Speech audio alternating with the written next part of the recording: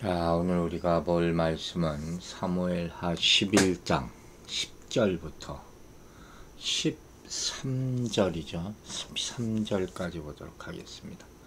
사무엘하 11장 10절부터 13절까지만 읽겠습니다. 어떤 사람이 다윗에게 이르되 우리아가 그의 집으로 내려가지 아니하였나이다. 다윗이 우리아에게 이르되 내가 길 갔다가 돌아온 것이 아니냐 어찌하여 네 집으로 내려가지 아니하였느냐 하니 우리아가 다윗에게 이르되 언약궤와 이스라엘과 유다가 야영 중에 있고 내 주 요압과 내 왕의 부하들이 밭과 들에 진치고 있거늘 내가 어찌 네 집으로 가서 먹고 마시고 내 처와 같이 자리이까. 내가 이 일을 행하지 아니하기로 왕의 살아계심과 왕의 혼의 살아계심을 두고 맹세하나이다 하니라. 다윗이 우리아에게 이르되 오늘도 여기 있으라. 내일은 내가 너를 보내리라. 우리아가 그 날에 예루살렘에 머무니라. 이튿날 다윗이 그를 불러서 그로 그 앞에서 먹고 마시고 취하게 하니 저녁 때에 그가 나가서 그의 주의 부하들과 더불어 침상에 눕고 그의 집으로 내려가지 아니하니라. 아멘. 자, 오늘 본문은 한마디로 다윗과 우리아의 삶의 모습, 신앙의 모습, 그 마음에 품은 것들이 무엇인가, 이 아주 적나라하게 나타납니다. 다윗을 생각하면 너무 안타까운 모습이 보여서 어찌 사람이 이렇게 하루아침에 변할 수 있을까? 죄라는 것이 정말 무서운 것이구나 하는 생각을 들게 만들고, 우리아라는 사람, 이 사람 정말 대단한 사람이구나. 당시 이스라엘이 정말 부강하게 될 수 있었던 이유가 바로 이런 사람들이 이스라엘에 있었기 때문이구나 하는 생각을 하면서 성경에 있는 영웅들이 정말 어떤 사람인가 하는 것을 또 돌아보게 해줍니다. 자, 다윗이 지금 죄를 계속 지고 있잖아요.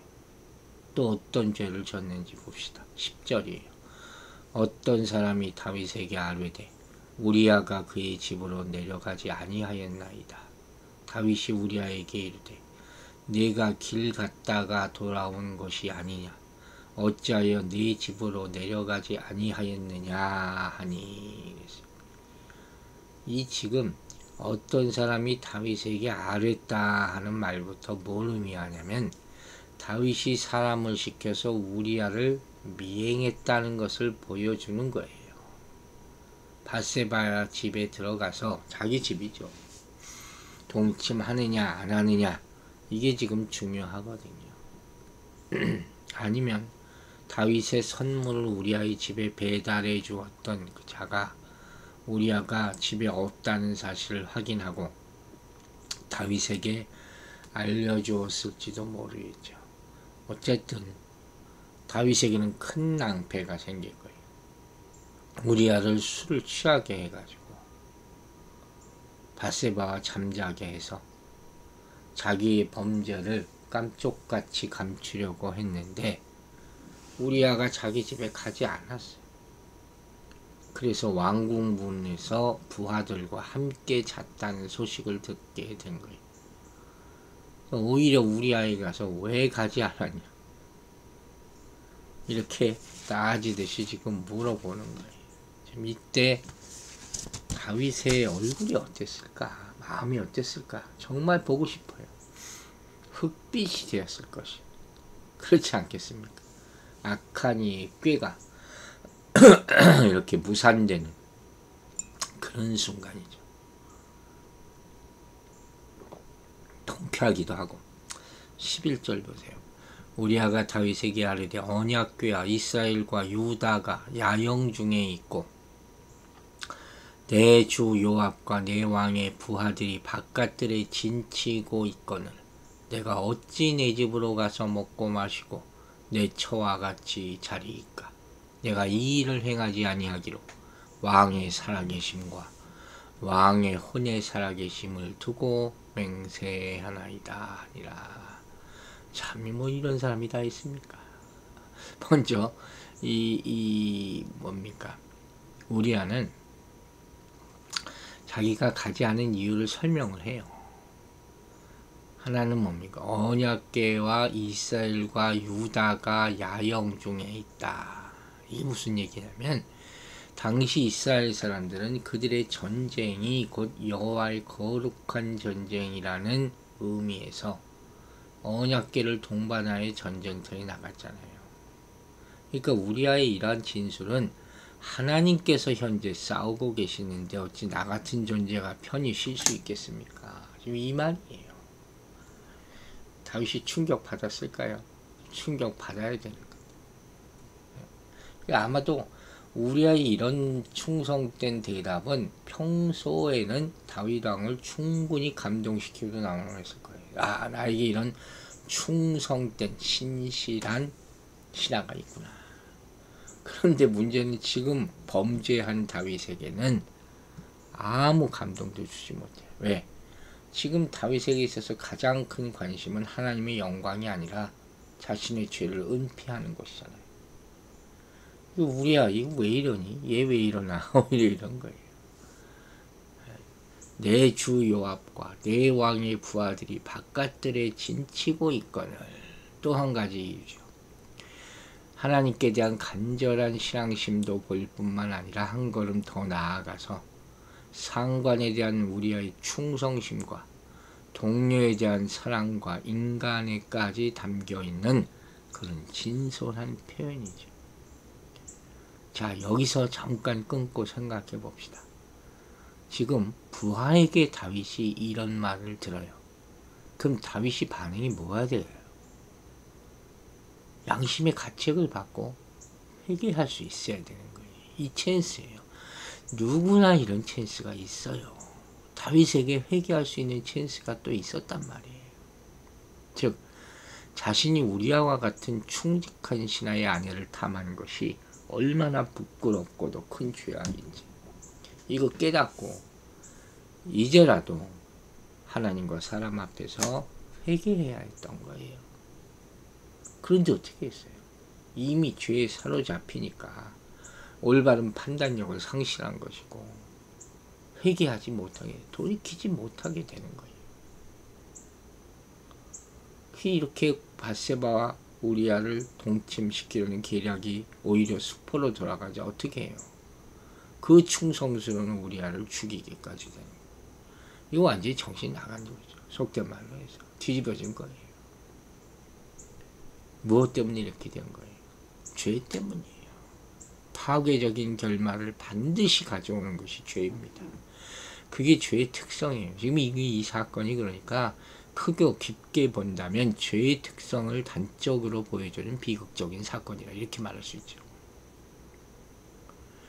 우리아는 한술 더 떠서 이렇게 얘기합니다. 왕의 살아계심과 왕의 혼의 살아계심을 두고 맹세하나이다.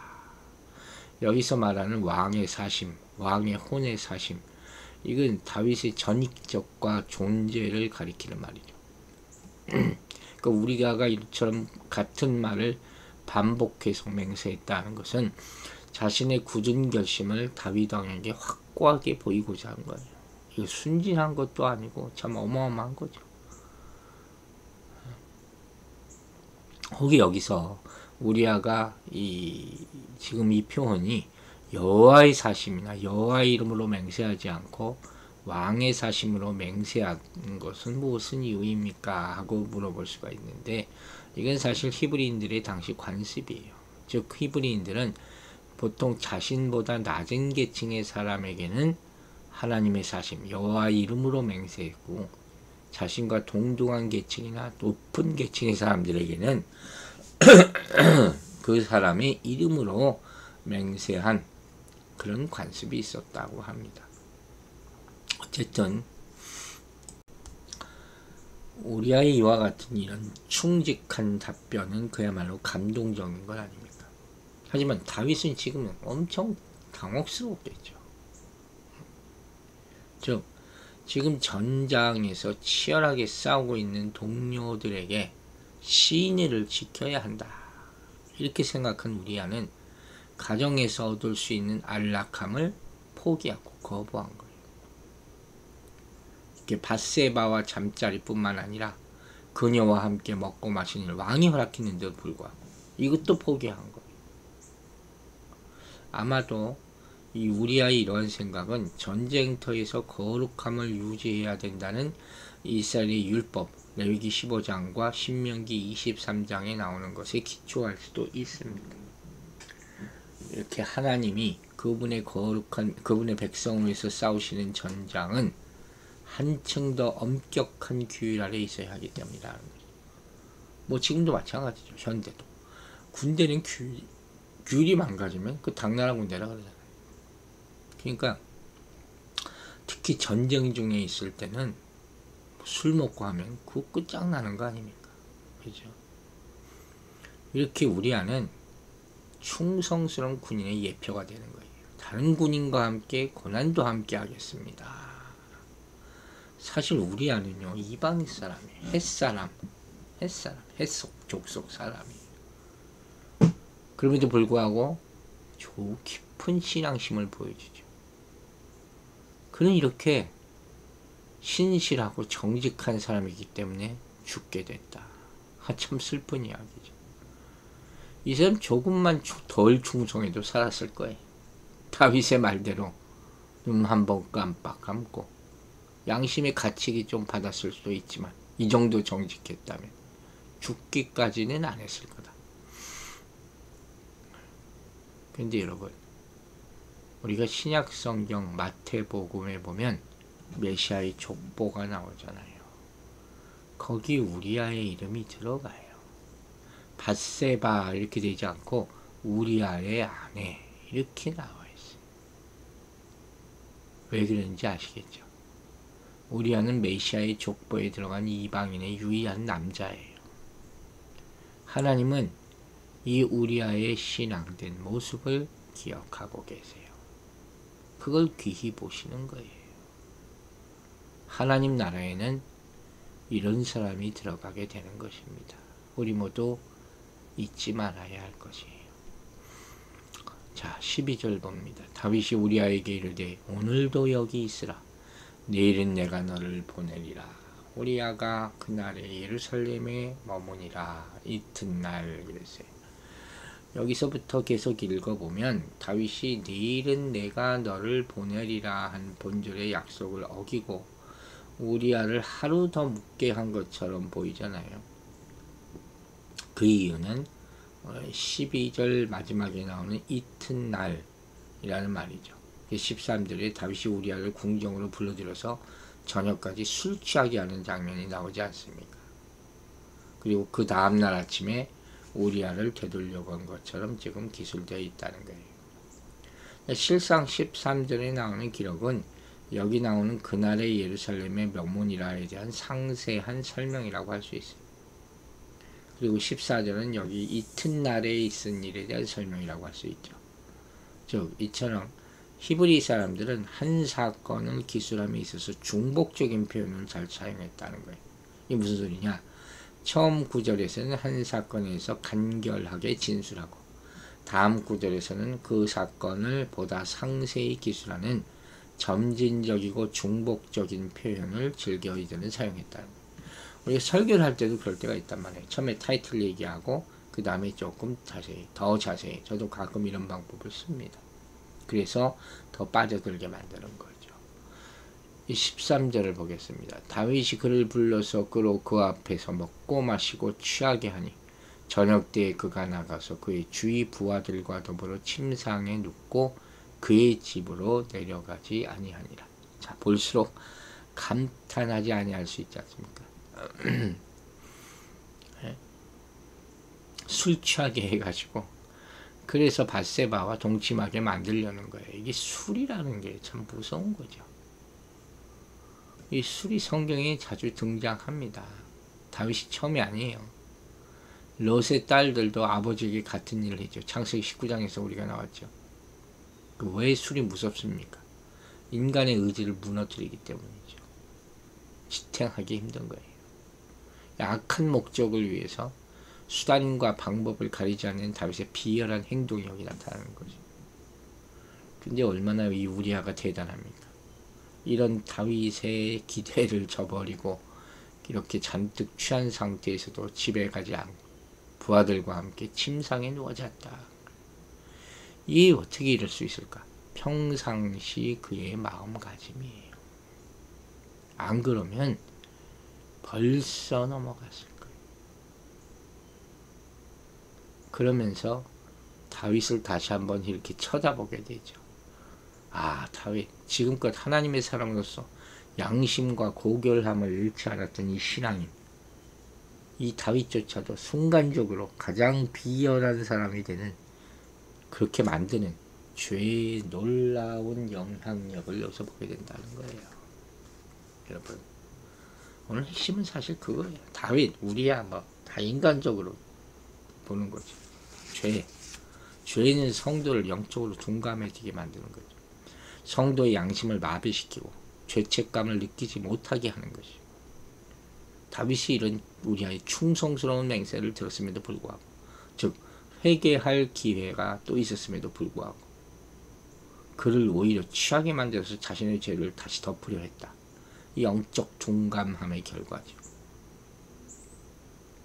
이렇게 영적 긴장감을 잃어버리게 되면 죄와의 치열한 싸움도 없고 거룩함도 사라지고 다 없어지는 거예요. 이렇게 성도는 항상 마음이 둔해지지 않도록 주의해야 된다. 하나님의 영적 교제가 지금 원활한지 돌아봐야 된다는 거예요. 그리고 기도와 말씀으로 빛되신 하나님 앞에 서는 것만이 영적인 잠에서 깨어나게 할 수 있다는 것을 명심하시기 바랍니다. 지금 혹시 하나님 말씀 듣는데 소홀하지 않습니까? 모든 것이 다 잘 되는 것 같아. 이런 거짓된 영적 만족감에 빠져 있지는 않습니까? 성도는 거룩한 불만족이라는 게 있어야 돼요. 모든 죄는 하나님과 교제하는 삶을 방해합니다. 혹시 예배 시간에 자꾸 졸거나 매일마다의 기도를 빼먹는 날이 많아지고 있다면 영적으로 내가 지금 마비되고 있다는 증거가 되는 거예요. 객관적으로 봤을 때 자신의 경건 생활이 혹시 무너지고 있다고 생각하지 않습니까? 어려운 환경이나 좋지 않은 건강을 자꾸 탓하지 않습니까? 그렇다면 오늘 당장 다시 마음을 다잡고 하나님께로 돌아와서 기도하기 시작하시기 바랍니다. 그것만이 우리 영혼이 다시 살아나고 죄에 묶이지 않는 다윗과 같은 범죄를 저지르지 않을 수 있는 유일한 방법이 될 것입니다. 기도하겠습니다. 아버지 하나님, 우리를 깨우치심을 감사드립니다. 다윗과 같은 자도 이처럼 계속된 정말로 입에 담을 수 없는 악한 죄를 저지릅니다. 그러나 이것이 다윗을 탓할 일입니까? 우리 모두가 이런 죄를 저지를 수 있다는 사실을 깨닫고, 그러나 다윗이 이런 죄를 저지를 때 회개할 찬스가 있었다는 것을 우리 또한 깨닫고 그 순간순간 돌이켜 하나님께로 돌아올 수 있는 우리의 모습들이 되게 하여 주시옵소서.